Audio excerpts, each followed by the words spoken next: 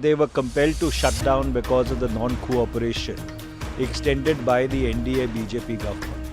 It is obviously an attempt to appease the Taliban government in Kabul, who is really determining the policy of India towards Afghanistan.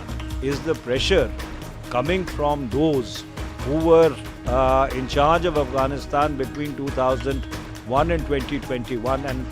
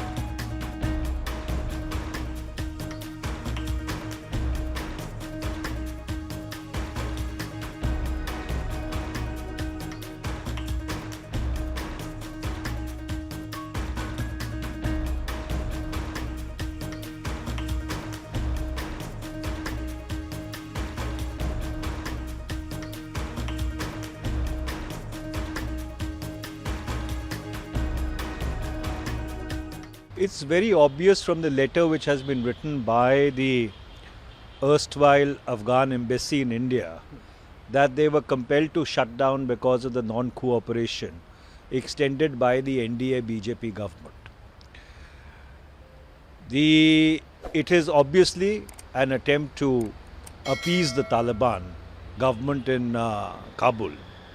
India has always been a voice of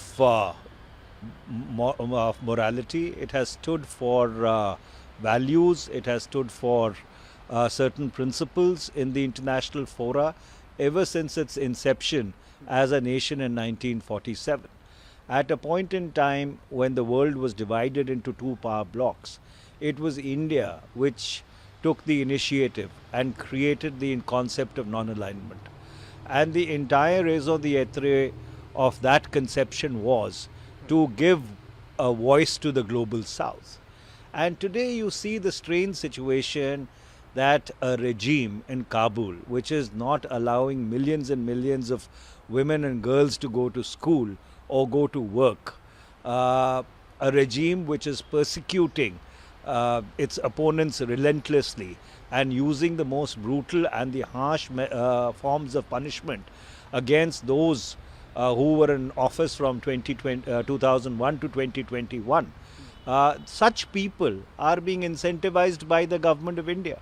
At a point in time when everybody is waiting and holding on to their horses and not giving recognition to the regime in Taliban until and unless they commit themselves to certain basic modicum of human dignities to the larger population of Afghanistan, at such a point in time, India, which should be the moral voice of the global south, is incentivizing such a regressive, orthodox, conservative regime by virtually handing over the Afghan embassy in Delhi to the Taliban. This is extremely unfortunate.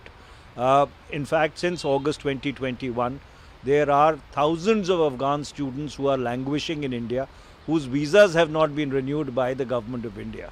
It is completely inexplicable and confounding as to who is really determining the policy of India towards Afghanistan. Is the pressure coming from those who were in charge of Afghanistan between 2001 and 2021, and then had to withdraw ignominiously to really grant some kind of de facto recognition to Taliban.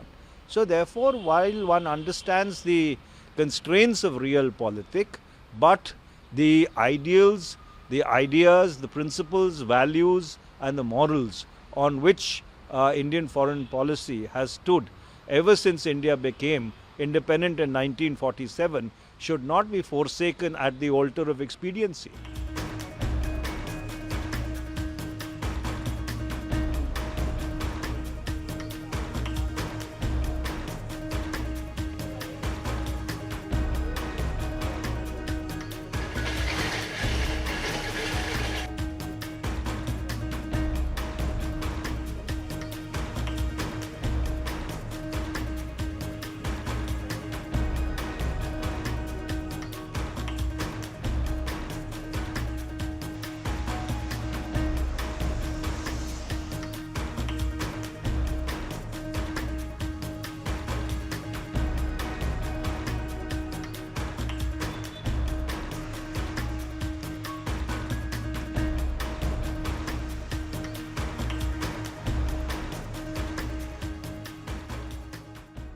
Stay with the Times of India for news breaks, analysis, interviews and events.